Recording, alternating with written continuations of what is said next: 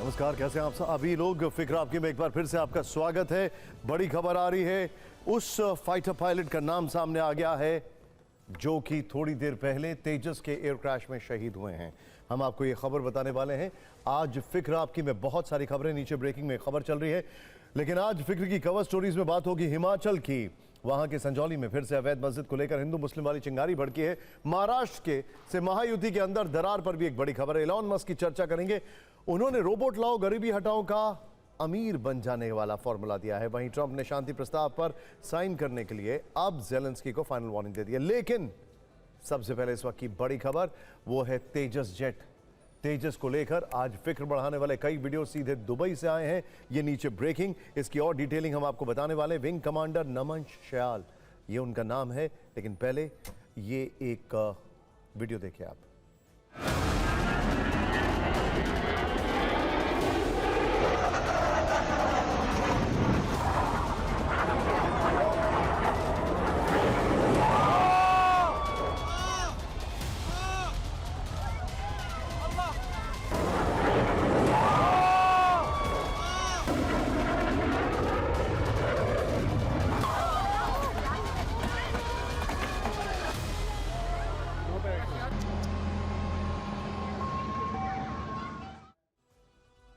इस वक्त बड़ी खबर आपके सामने आ रही है। विंग कमांडर नमांश सयाल तेजस उड़ा रहे थे।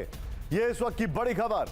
नमांश सयाल, जो फाइटर पायलट जिन्होंने न जाने कितने लोगों की जान बचा ली, जिन्होंने आखिरी मौके तक तेजस को कैसे भी करके उड़ाने की कोशिश की, उस शहीद फाइटर पायलट का नाम है नमांश सयाल।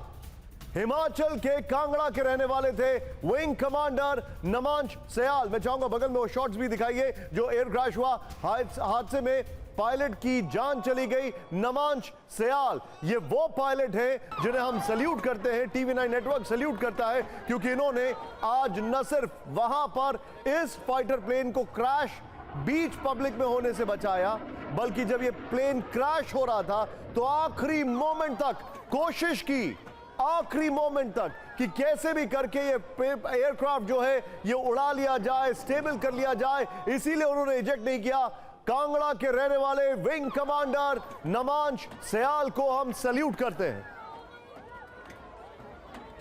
यह इस वक्त की बड़ी खबर। इस पूरे मामले में कोर्ट ऑफ इंक्वायरी के आदेश दे दिए गए। भारतीय वायुसेना ने क्रैश की जांच के आदेश दे दिए हैं।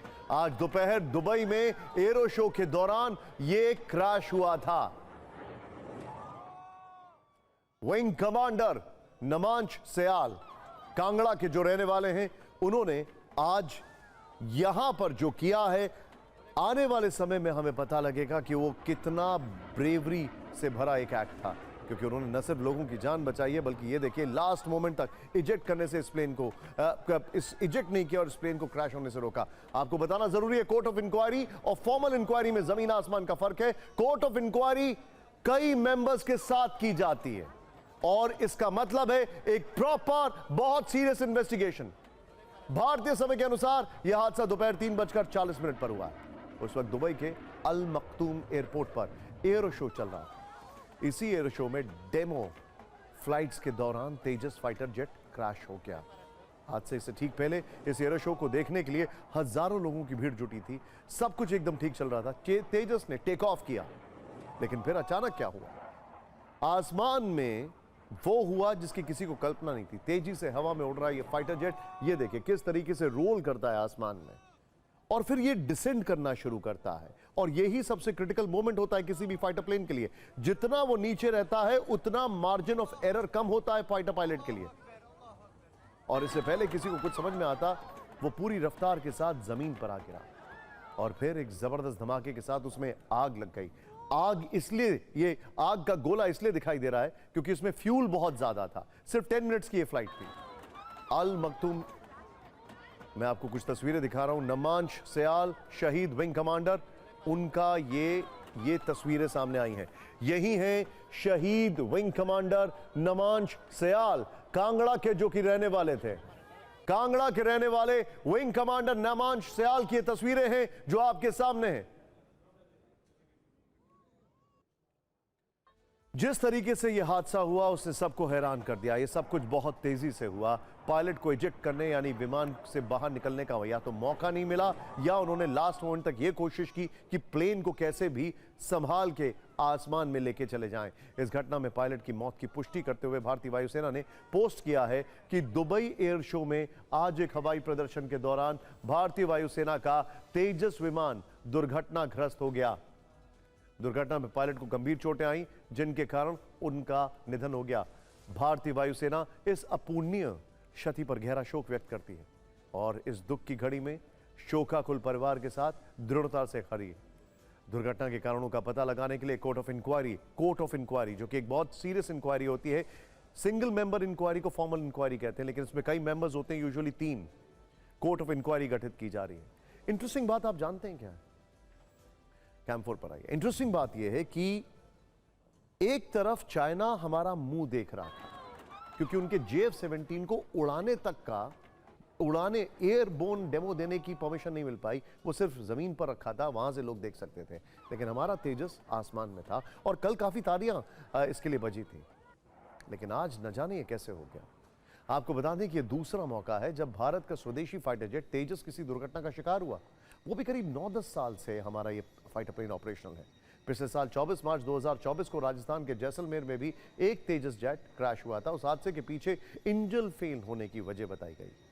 अच्छी बात यह रही कि जैसलमेर के क्रैश के दौरान ठीक कुछ समय पहले पायलट ने इजेक्ट कर लिया था, लेकिन दुबई में हुए हादसे में fighter pilot wing commander Namansh Syal खुद को नहीं बचा सके। इस हादसे में हमने retired air commodore Ashminder Singh Bahal से बातचीत की है। हादसे के वीडियो के आधार पर उन्होंने कहा कि पायलट ने आखिरी वक्त तक विमान को बचाने की कोशिश की, लेकिन बचा नहीं सके। विमान को बचाने के चक्कर में ही वो वक्त रहते तेजस से इजेक्ट नहीं कर पाए। जब भी जहाज लो स्पीड पे होता है और अगर उसका एंगल ऑफ अटैक इतना बढ़ जाता है कि वो जहाज फिर हवा में नहीं रह सकता, तो पहले कलाबाजियां सा खाता है, यानी कि स्पिन में चला जाता है, स्पीड स्पिन। उसका रिकवरी है कि आप नोज को और आगे लेके जाए ताकि इस एंगल ऑफ अटैक को रिड्यूस करे।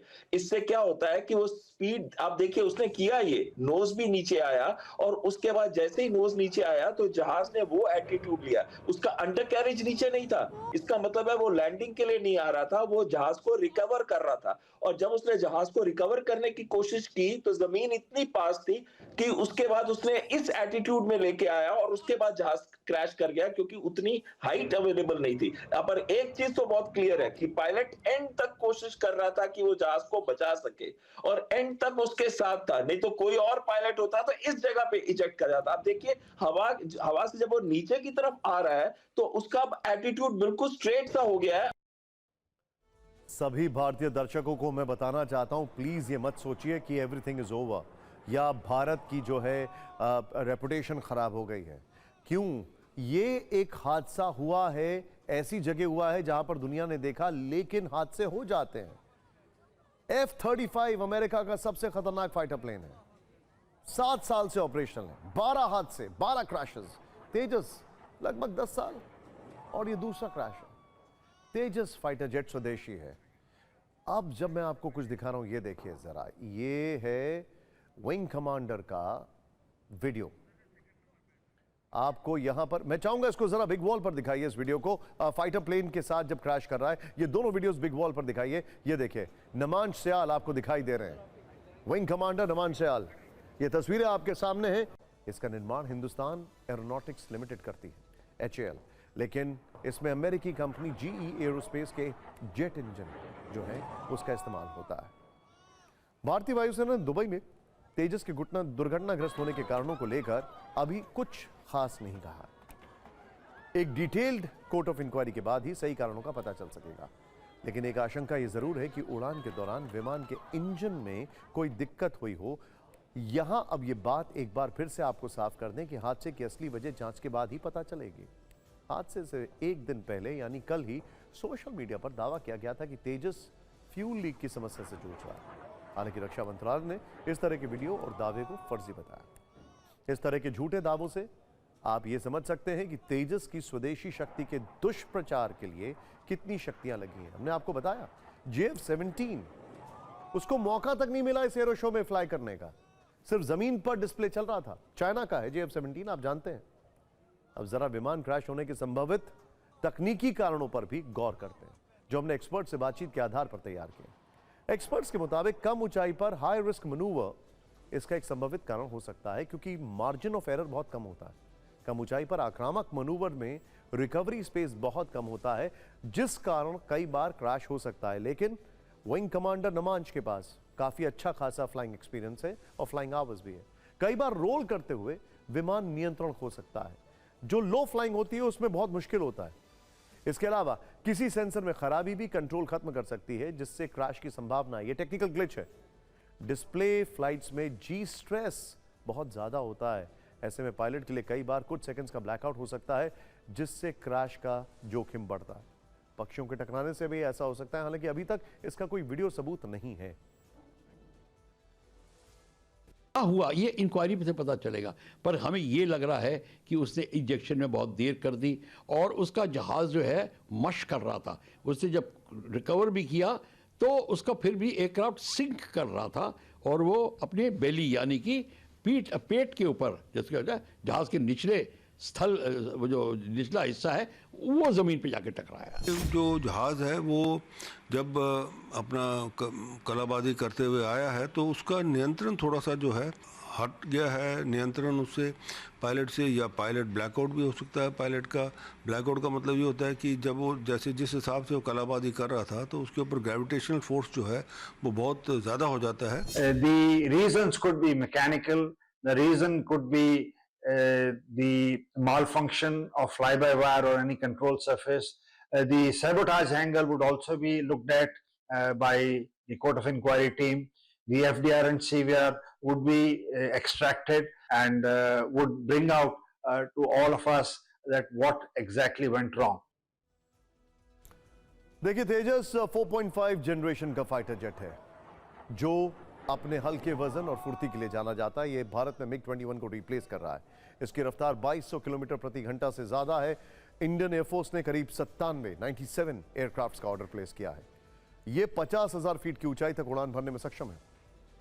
इसकी लंबाई 13 मीटर से ज्यादा है और ऑपरेशनल रेंज 3000 किलोमीटर है। 6500 किलो वजन वाला तेजस 3500 किलो तक का पेलोड लेकर उड़ सकता है। दुनिया के कई देश तेजस की खरीद में रुचि दिखा रहे हैं। यही वजह है कि दुबई एयर शो में इसे ले जाया गया। वहां दुनिया की बड़ी एरोस्पेस कंपनियां, एयरलाइंस, एयरफोर्स और टेक्नोलॉजी कंपनियां अपने नए विमान, हेलीकॉप्टर, हथियार सिस्टम और एरोस्पेस टेक्नोलॉजी का प्रदर्शन करती हैं। अब दुबई से आपको लेकर चलते हैं उस वॉर जोन में, जहां पर अब फ्रंट लाइन पर पुतिन नजर आ रहे हैं। आज एक ब्रेकिंग न्यूज ने ज़ेलेंस्की की नींद उड़ा दी है। यूक्रेन के कुपियांस्क में रूस का भीषण हमला है।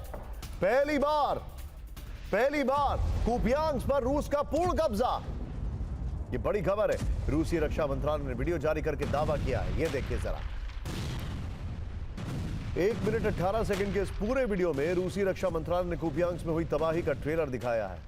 हवाई हमलों से यूक्रेन के सैन्य और एनर्जी सेक्टर बर्बाद किए। रूसी सैनिकों ने हर उस महत्वपूर्ण इमारत पर जाकर झंडा फहराया है जो यूक्रेन के नियंत्रण में थी। रूस ने इसके साथ ही कुपियांस्क पर पूर्ण नियंत्रण का ऐलान कर दिया है। रूसी रक्षा मंत्रालय ने यूक्रेन के एक और अहम इलाके पर कब्जे का दावा किया है। कुपियांस्क से 217 किलोमीटर दूर ये पोक्रोवस्क का शाक्तोरोस्की इलाके का वीडियो है, जहां हर तरफ तबाही नजर आ रही है और रूसी सैनिक आराम से सड़कों पर घूम रहे हैं। ये देखिए जरा, दावा है कि यहां पूरी तरह से पुतिन के जवानों का कंट्रोल है। रूस ने इसके अलावा कुपियांस्क से करीब 800 किलोमीटर दूर यूक्रेन के यामपोल शहर पर भी कब्जे का दावा किया है। डीपीआर में आने वाले इस शहर पर नियंत्रण का ऐलान भी खुद रूस के रक्षा मंत्रालय ने किया है। सोचिए, एक ही दिन में रूस ने यूक्रेन के अलग अलग कितने इलाकों पर अपना झंडा फहराने में कामयाबी हासिल की है। यह तब है जब इससे ठीक पहले, यानी कि कल ही, रूसी सेना ने दावा किया था कि पोक्रोवस्क के 70% हिस्से और वोवोचांस्क के 80% इलाके पर भी उसकी सेना का कब्जा हो चुका है। हम आपको यूक्रेन में रूस के कब्जे का लेटेस्ट मैप दिखाते हैं। युद्ध में 21 नवंबर 2025 तक की स्थिति क्या है, इससे यह पता चलेगा कि यूक्रेन अपने कितने इलाके रूस से जंग में गंवा चुका है। ध्यान से देखिए, अब जो मैं आपको दिखा रहा हूं इसको देखिए। सबसे पहले हम आ रहे हैं क्रीमिया पर। आप सभी जानते हैं 2014 से कब्जा है क्रीमिया पर। नेक्स्ट देखिए, इसके अलावा यहां पर देखिए, खेरसॉन जहां पे ऑलरेडी सरकार भी है, ज़ेपोरिज्जिया, पोक्रोवस को लेकर अभी सस्पेंस है, क्योंकि यूक्रेन कहता है कि इस पर कब्जा नहीं है। चासिव यार पर कब्जा है, मेलिटोपोल और डोनेस्क और लुहांस्क। देखिए यहां पर ज्यादातर रशियन स्पीकिंग आबादी है, और पुतिन ने कहा यह जाता है क्रीमिया के लिए रशिया से लेकर यहां तक एक पूरा लैंड पास बना दिया है। पहले ये सारे इलाके जो थे, बल्कि इसमें से ज्यादातर इलाके यूक्रेन के कब्जे में थे, यानी पुतिन ने यहां से 19% यूक्रेन जो है वो काट दिया है, 19%। वहीं आज ज़ेपोरिज्जिया और ओडेशा में रूस ने ड्रोन और मिसाइल से बड़े अटैक किए हैं। ओडेशा में जहां एक तरफ आसमान में कई रूसी शाही ड्रोन मंडराते दिखे, कई जगह ड्रोन से धमाके की गूंज सुनाई दी, वहीं ज़ेपोरिज्जिया में भी रूस ने यूक्रेनी हिस्से में ड्रोन से धमाके किए। ज़ेपोरिज्जिया हमले में 5 लोगों की मौत की खबरें। ज़ेपोरिज्जिया में यह अटैक उस समय हुआ है जब पुतिन खुद मिलिट्री ड्रेस में फ्रंट लाइन पर पहुंचे। उन्होंने ज़ेपेड और युग बैटल ग्रुप के साथ बैठक की। बैठक में दोनों ग्रुप के बड़े कमांडर और chief of staff Valery Gerasimov भी मौजूद थे। यहीं पर पहली बार गेरासिमोव ने पुतिन को फ्रंटलाइन का अपडेट देते हुए कुपियांस्क पर कब्जे का दावा किया। दावा है कि इसी मीटिंग के दौरान पुतिन ने नीप्रो तक कब्जे के लक्ष्यों पर चर्चा की, साथ ही इसे लेकर नई डेडलाइन तय की है। असल में यहां रूसी कब्जे से पुतिन की सेना के लिए नीप्रो नदी तक पहुंचना बेहद आसान हो जाएगा। हालांकि रूसी दावों के अलग, यूक्रेन का दावा है कि संपूर्ण कुपियांस्क पर कब्जे की बात झूठी है और आसपास कुछ हिस्सों में जंग अभी भी जारी है। लेकिन पुतिन की ये आक्रामकता तब है जब ट्रंप प्रशासन लगातार रूस यूक्रेन युद्ध को खत्म कराने के लिए प्रयासरत है। टीम ट्रंप का वो 28 पॉइंट का शांति समझौता प्रस्ताव भी सामने आ चुका है, जो अब ज़ेलेंस्की के लिए गले की हड्डी बन चुका है, क्योंकि इसके बाद यूक्रेन को डोनेस्क, लुहांस्क, खेरसॉन और ज़ेपोरिज्जिया को पूरी तरह छोड़ना होगा। यूक्रेन को क्रीमिया को भी रूस का हिस्सा मानना होगा। सभी लंबी दूरी की हथियार प्रणाली छोड़नी होगी। पीस प्लान में यूक्रेन को अपनी सेना भी बहुत ज्यादा कम करनी होगी। इसके अलावा भी कई ऐसी बातें हैं जो ज़ेलेंस्की के लिए सरेंडर करने जैसी होंगी, और ज़ेलेंस्की ठीक वैसा ही करे जैसा ट्रंप चाहते हैं। इसके लिए ट्रंप ने अपना एक विशेष दूत भी कीव में भेज दिया है। यूएस आर्मी के असिस्टेंट सेक्रेटरी डैनियल ड्रिस्कॉल को कीव भेजा गया है ज़ेलेंस्की से मुलाकात के लिए। इस दौरान उन्होंने ट्रंप का कड़ा संदेश ज़ेलेंस्की को दे दिया। इस संदेश के मुताबिक ट्रंप ने ज़ेलेंस्की से साफ कहा कि वो 27 नवंबर तक अमेरिका द्वारा तैयार 28 पॉइंटर शांति समझौते पर हस्ताक्षर कर दें। ऐसा नहीं करने पर उनके खिलाफ कड़ा कदम उठाया जाएगा। एक तरह से ट्रंप ने ज़ेलेंस्की से कह दिया है कि साइन करो वरना गेम ओवर। आप इससे ज़ेलेंस्की को ट्रंप की फाइनल वार्निंग भी कह सकते हैं, क्योंकि ऐसी रिपोर्ट्स हैं कि समझौते पर साइन न करने के बाद ज़ेलेंस्की को सत्ता से हटाया जा सकता है। उसके बाद उन्हें 2 भ्रष्टाचारी मंत्रियों को संरक्षण देने के आरोप में जेल भी भेजा जा सकता है। ट्रंप ने गेंद अब ज़ेलेंस्की के पाले में डाल दी है। ज़ेलेंस्की परेशान है। एक तरफ वो मीडिया से कह रहे हैं कि ट्रंप के प्रस्तावों पर विचार कर रहे हैं, दूसरी तरफ यूएन में उनके अधिकारी कह रहे हैं कि अमेरिका का प्रस्ताव रूस के पक्ष में है, जिसे यूक्रेन अस्वीकार करता है। कुल मिलाकर ज़ेलेंस्की असमंजस में है, दबाव में है, और पुतिन ने अपनी सेना से मिलकर साफ कह दिया है कि अंतिम लक्ष्यों की प्राप्ति तक रूसी सेना को रुकना नहीं है। यानी ज़ेलेंस्की ने अगर इस समझौते को नहीं माना तो पुतिन अपने कदम कीव तक बढ़ा सकते हैं। फिर ट्रंप भी शायद बीच में ना पड़े और ज़ेलेंस्की पूरे यूक्रेन से हाथ खो बैठेंगे। क्या यह कहा जा सकता है? इस पूरे मामले पर रूस से लेकर अमेरिका और यूक्रेन तक के लोगों का क्या कहना है, आइए देखते हैं।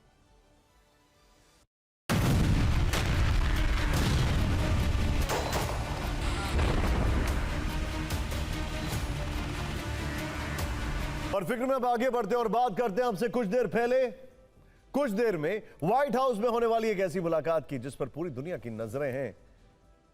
अब ये हम क्यों कह रहे हैं, सोचिए जरा। व्हाइट हाउस में आपसे कुछ देर में 2 दुश्मन मिलने वाले हैं, 2 ऐसे व्यक्ति जिन्होंने एक दूसरे को धमकियां देने में कोई कसर नहीं छोड़ी है। हम बात कर रहे हैं डोनाल्ड ट्रंप और ज़ोहरान ममदानी की मुलाकात की। ट्रंप ममदानी से बहुत नफरत करते हैं, लेकिन इसके बावजूद वो उनसे मिलने के लिए राजी हो गए हैं। ममदानी भी ट्रंप को कुछ खास पसंद तो नहीं करते हैं। टर्न द वॉल्यूम अप, याद है आपको उनका ये, जैसे ही विक्ट्री स्पीच के बाद पहले कुछ 4 वर्ड्स क्या थे। इसीलिए अपनी विक्ट्री स्पीच में ट्रंप को चिढ़ाते हुए उन्होंने ये कहा था। सोचिए जरा। खैर, वॉशिंगटन में भले ही सर्द हवाएं चल रही हों, लेकिन अब से कुछ देर बाद जब ट्रंप और ममदानी की मुलाकात होगी तो व्हाइट हाउस का तापमान काफी गर्म हो सकता है। ट्रंप अपने चिर परिचित अंदाज में ममदानी को शायद पत्रकारों के सामने इंसल्ट भी कर सकते हैं, यू नेवर नो, क्योंकि न्यूयॉर्क के मेयर चुनाव से पहले और बाद में ट्रंप और ममदानी के बीच तीखी बहस हुई है। इसमें धमकियों वाले चैप्टर्स भी हैं जिसे हम बस 1 मिनट में आपको दिखाने वाले हैं। लेकिन लोग पूछ रहे हैं कि क्या यह मुलाकात सिर्फ फोटो ऑप है या सच में कोई बड़ा फैसला हो सकता है। व्हाइट हाउस की प्रवक्ता कैरोलिन लेविट ने कल ममदानी पर बयान दिया है। जब वो ममदानी के बारे में बात कर रही थी तब उनके चेहरे पर एक कुटिल मुस्कान थी।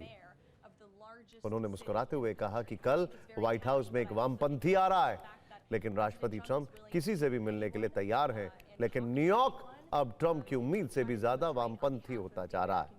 कैरोलिन के इस बयान का मायना क्या है, ये समझिए जरा, क्योंकि ट्रंप उन्हें बहुत पसंद करते हैं। वो कई बार कह चुके हैं कि कैरोलिन बहुत स्मार्ट है और उनकी जुबान मशीन की तरह चलती है। देखिए, कुल मिलाकर एक बात बताइए, जब सीरिया के उस इंसान से मिल सकते हैं जो मोस्ट वांटेड था और मुस्कुराकर उसके ऊपर इत्र डाल सकते हैं, तो ये ममदानी तो भाई न्यूयॉर्क के चुने गए मेयर हैं। फर्क है बहुत जमीन आसमान का। क्या ट्रंप को यह समझ में आएगा? अब आते हैं ट्रंप और ममदानी की दुश्मनी वाली फाइल पर। इस मुलाकात पर सिर्फ अमेरिकी मीडिया की ही नजर नहीं है, बल्कि इसकी ग्लोबल कवरेज होने वाली है, क्योंकि ट्रंप और ममदानी की कट्टर दुश्मनी काफी ट्रेंड है। ये देखिए, ट्रंप और ममदानी एक दूसरे को क्या क्या नहीं कह चुके हैं। ट्रंप ने कहा था कि ममदानी 100% पागल वामपंथी हैं, वो अमेरिका के लिए खतरा है। इस पर ममदानी ने कहा था कि ट्रंप की धमकियों से डरता नहीं हूं। ट्रंप ने कहा था कि ममदानी जीते तो न्यूयॉर्क की फंडिंग रोक दूंगा। इस पर ममदानी ने जवाब दिया, न्यूयॉर्क के लिए आखिरी सांसें तक लड़ता रहूंगा। ट्रंप ने कहा था कि अगर ममदानी ने इमिग्रेशन पॉलिसी को छेड़ा तो गिरफ्तार कर लूंगा। इस पर ममदानी ने जवाब दिया, न्यूयॉर्क इमिग्रेंट्स का शहर है, इसे प्रवासियों ने बसाया है। ट्रंप ने कहा था कि ममदानी के आने से मेरा होम टाउन यानी न्यूयॉर्क बर्बाद हो जाएगा। इस पर ममदानी ने धमकी दी थी कि ट्रंप के लिए बुरा सपना साबित होकर दिखाऊंगा। यानी आप समझ सकते हैं कि दोनों एक दूसरे से कितनी नफरत करते हैं। इस पर फिक्र की कट्टर दुश्मनी वाली रील आपको जरूर देखनी चाहिए। और अब फिक्र हिमाचल के उस शहर की जो अवैध मस्जिद वाली चिंगारी में जल रहा है। हम आपको शिमला लेकर चलते हैं, जहां आमतौर पर इस वक्त मौसम में काफी सर्दी होती है, लेकिन फिलहाल माहौल काफी गर्म है।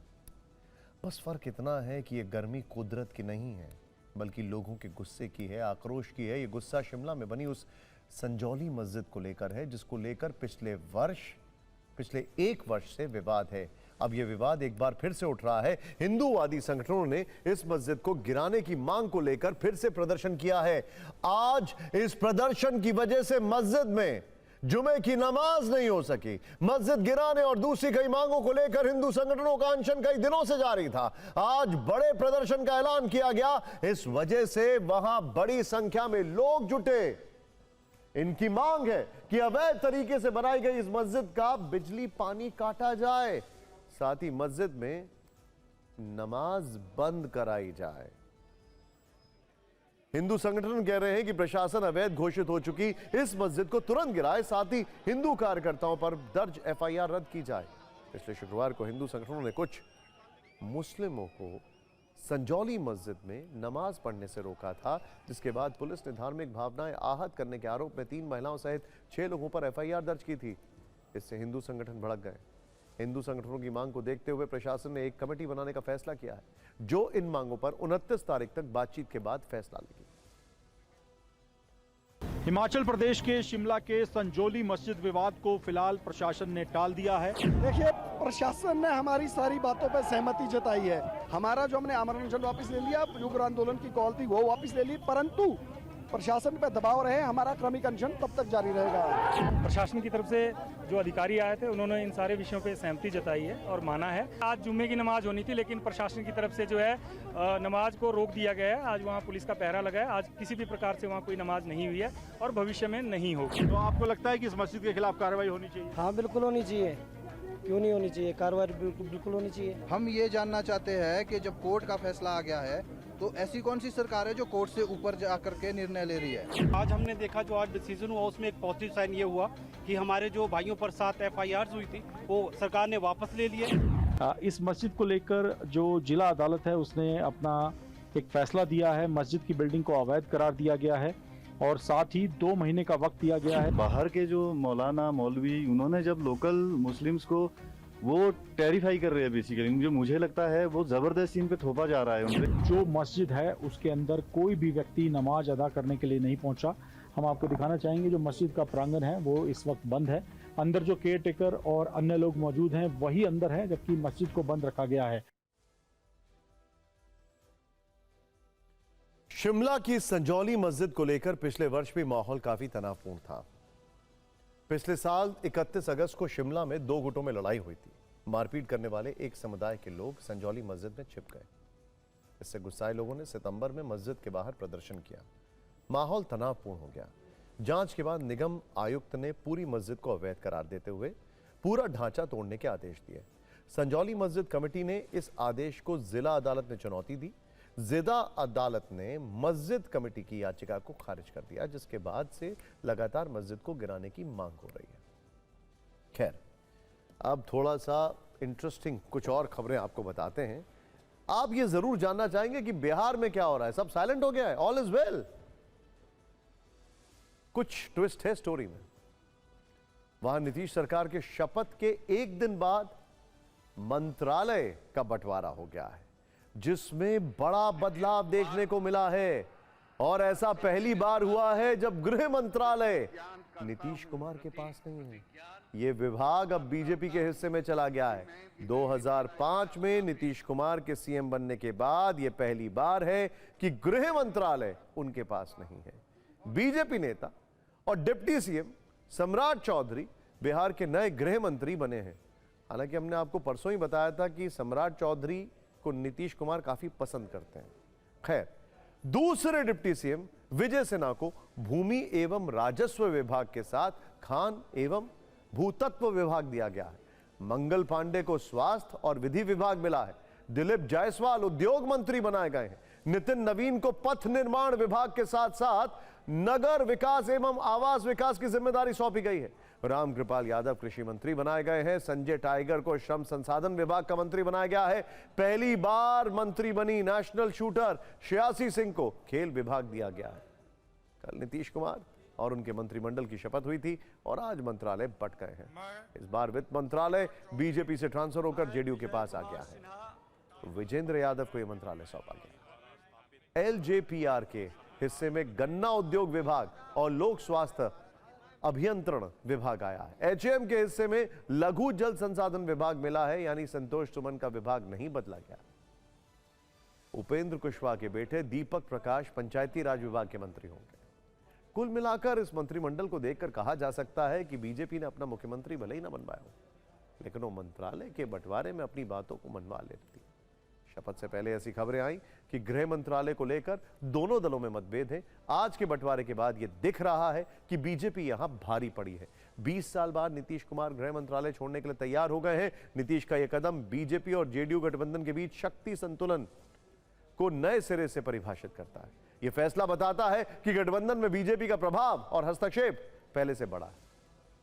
लेकिन अब एक और गठबंधन की बात करते हैं। वहां पे बड़ा कंफ्यूजन चल रहा है। अब महाराष्ट्र चल रहे हैं, जहां निकाय चुनाव से पहले विपक्ष और सत्ता पक्ष में कम बल्कि सरकारी पक्ष में ज्यादा खींचतान चल रही है। सुनकर आपको थोड़ा अटपटा लग रहा होगा, लेकिन महायुति में फिलहाल माहौल महाभारत वाला है। खटपट के राउंड 1 में 3 दिन पहले एकनाथ शिंदे वाला चैप्टर खुला। उनके गुट के मंत्रियों ने कैबिनेट मीटिंग का ही बहिष्कार कर दिया। और अब राउंड 2 में अजीत पवार से मतभेद वाला अध्याय खुल गया है। हालांकि इनके जो पुत्र हैं वो चर्चा में काफी पहले से हैं। खैर, बीजेपी नेता खुलकर बयान दे रहे हैं, यानी सरकार में शामिल दोनों दलों से कहीं ना कहीं बीजेपी का मनमुटाव दिख रहा है। हुआ यह कि अजीत पवार की एनसीपी ने मुंबई में नगर निगम चुनाव की जिम्मेदारी अपने मुस्लिम चेहरे नवाब मलिक को सौंप दी। वही नवाब मलिक जिनके खिलाफ 2 दिन पहले मनी लॉन्ड्रिंग केस में कोर्ट ने आरोप तय किया था। उन पर दाऊद इब्राहिम की बहन हसीना पारकर की मदद से मुंबई के कुर्ला में लगभग 3 एकड़ जमीन गलत तरीके से कब्जे में लेने का इल्जाम है। लिहाजा जैसे ही पार्टी ने उन्हें मुंबई का इंचार्ज बनाया, बीजेपी को बात चुप गई। एनसीपी के गठबंधन में होने के बावजूद बीजेपी नेताओं ने नवाब मलिक का कड़ा विरोध जताना शुरू कर दिया। बीजेपी नेता और कैबिनेट मंत्री आशीष शेलार ने शुरुआत की। उन्होंने कहा कि नवाब मलिक को हम समर्थन नहीं दे सकते, उनके ऊपर लगे आरोप गंभीर हैं। हसीना पारकर से संबंध के आरोपों पर बीजेपी कोई समझौता नहीं करेगी। आशीष शेलार के बयान पर नवाब मलिक ने तो टिप्पणी नहीं की, लेकिन पूरी एनसीपी उनके साथ खुलकर खड़ी हुई। पार्टी प्रवक्ता आनंद परांजपे ने आशीष शेलार को नसीहत दी है कि जब तक उनके खिलाफ आरोप साबित नहीं होते, उन्हें गुनाहगार ना ठहराएं। अजीत पवार के करीबी प्रफुल्ल पटेल ने कहा है कि नवाब मलिक पार्टी के अनुभवी नेता हैं, उन्हें बीएमसी की जिम्मेदारी देना बिल्कुल उचित है। शरद पवार की बेटी सुप्रिया सूले ने कटाक्ष किया कि बीजेपी को नवाब मलिक का वोट तो चाहिए, लेकिन गठबंधन नहीं चाहिए। वैसे विधानसभा चुनाव के दौरान भी बीजेपी का रुख नवाब मलिक के खिलाफ था। नवाब मलिक की सीट पर पार्टी ने शिंदे गुट के उम्मीदवार को सपोर्ट किया। गठबंधन में होने के बावजूद उनकी बेटी के लिए भी बीजेपी ने प्रचार नहीं किया था। नवाब मलिक फिलहाल मनी लॉन्ड्रिंग केस में जमानत पर बाहर हैं। बीजेपी गठबंधन के साथ नगर निगम चुनाव मिलकर लड़ना चाहती है, लेकिन मलिक जैसे नेता से दूरी बनाकर भी रखना चाहती है। ऐसे में शेलार के इस बयान के बाद माना जा रहा है कि मुंबई में महायुति के अंदर तनाव का तापमान बढ़ता जा रहा है।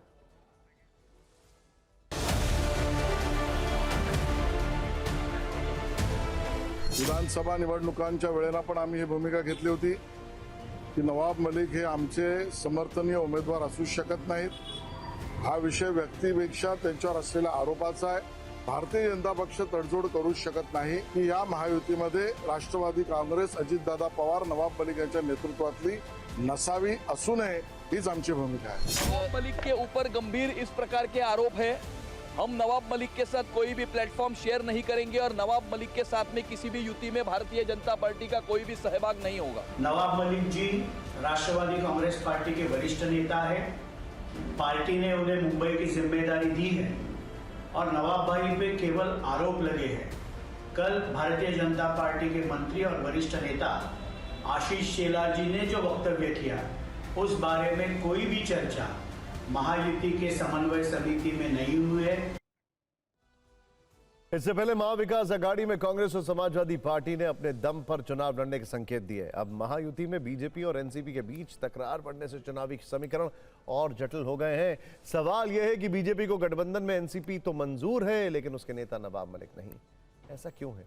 आखिर बीजेपी उनका विरोध क्यों कर रही है? दूसरा सवाल यह भी है कि जब बीजेपी नवाब मलिक के खिलाफ पहले से ही कड़ा रुख अपनाए हुए है, इसके बावजूद अजीत पवार ने बीएमसी चुनाव के लिए उन पर दांव क्यों खेला है?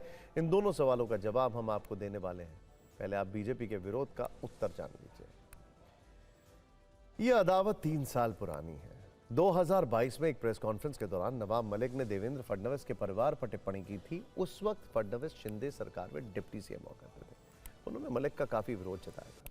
तब उन्होंने कहा था कि वो नवाब के डी कंपनी से कनेक्शन का पर्दाफाश करेंगे। कहते हैं कि नवाब के अंडरवर्ल्ड से रिश्ते खोलने के पीछे फडणवीस का बड़ा रोल है और उसी मामले में नवाब अभी फंसे हुए हैं।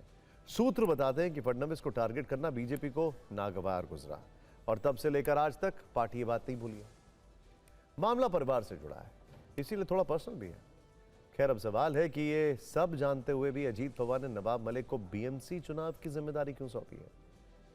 एक लाइन में इसका जवाब है वोट बैंक। मुंबई नगर निगम में 227 सीटें हैं, जिनमें करीब 40 सीटों पर जीत हार का फैसला मुस्लिम समुदाय पर निर्भर है। इनमें कुर्ला, नेहरू नगर, अणुशक्ति नगर, कलीना, साउथ मुंबई और उत्तर पूर्व मुंबई के इलाके शामिल हैं। इन इलाकों में मुस्लिम वोटरों में नवाब मलिक का अच्छा खासा प्रभाव माना जाता है। अजीत पवार इस जुगाड़ में है कि 40 में से ज्यादा सीटें वो जीत जाएं, ताकि अगर बीएमसी चुनाव में कामयाबी मिली तो उनके लिए मोल भाव करने का मौका बना रहे। अजीत पवार के पास नवाब मलिक से बड़ा मुस्लिम चेहरा नहीं है, इसीलिए बीजेपी के एतराज के बावजूद वो उन पर दांव खेल रहे हैं। सूत्र बता रहे हैं कि वो किसी भी कीमत पर उनसे जिम्मेदारी नहीं छीनेंगे, बल्कि भले ही बीजेपी कितना भी विरोध करे। खैर, अब देखिए क्या इत्तेफाक है कि कल हमने एक शख्स का नाम लिया सुप्रीम कोर्ट के एक ऑब्जर्वेशन पर और आज वो चर्चा में आ गए। भोपाल लेकर चलते हैं आपको, जहां उपराष्ट्रपति का पद छोड़ने के बाद लंबे वक्त के बाद जगदीप धनखड़ आरएसएस से जुड़े एक कार्यक्रम में पहुंचे हैं और वहां सिर्फ इतना बोले, 4 महीने बाद ये कहते ही हॉल तालियों से गूंज उठा। इसके बाद बोले, बहुत पुरानी बात है और बड़ी मुश्किल है, जो सोया हुआ है उसे जगा सकते हैं, पर जो जाग कर भी सोया हुआ है उसे नहीं जगा सकते। धनखड़ ने ऐसा क्यों कहा? आरएसएस का ये कैसा कार्यक्रम था? आइए देखते हैं। देखिए, असल में भोपाल में आरएसएस के वरिष्ठ प्रचारक डॉक्टर मनमोहन वैद की पुस्तक हम और ये विश्व का विमोचन हुआ था। इसी कार्यक्रम में अतिथि के तौर पर जगदीप धनखड़ शामिल हुए, जिसमें उन्होंने कहा कि भगवान करे कोई नैरेटिव के चक्कर में ना फंस जाए। इस चक्रव्यूह में कोई फंस गया तो निकलना बड़ा मुश्किल है। हालांकि उन्होंने तुरंत यह भी कह दिया कि मैं अपना उदाहरण नहीं दे रहा हूं।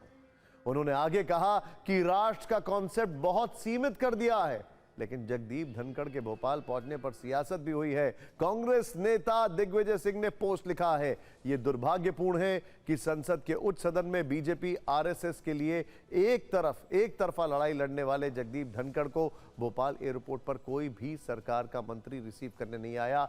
एक तरह से यह वीआईपी प्रोटोकॉल का खुला उल्लंघन है। कायदे से मुख्यमंत्री को उन्हें रिसीव करना चाहिए था, जबकि धनखड़ आरएसएस के कार्यक्रम में शिरकत करने आए हैं। दिग्विजय सिंह को आरएसएस के कार्यक्रम की चिंता है, दिग्विजय सिंह को धनखड़ की चिंता है। खैर, समझ रहे हैं ना आप? अब आपको इस कार्यक्रम में जगदीप धनखड़ की वो बातें सुनाते हैं जो सियासत की दुनिया में ट्रेंड कर रही हैं।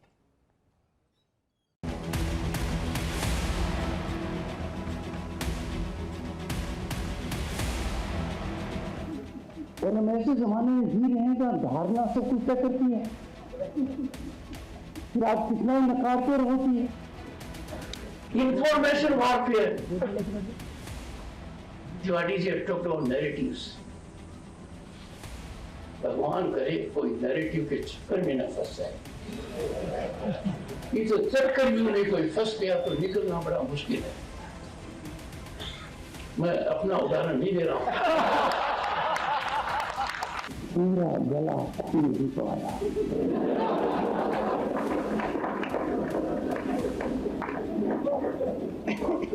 आपके तो हिंदी के प्रचित्र वो सीरीज भी बार बार आती रहती, आपके सामने फिर कभी आने का अवसर मिलेगा।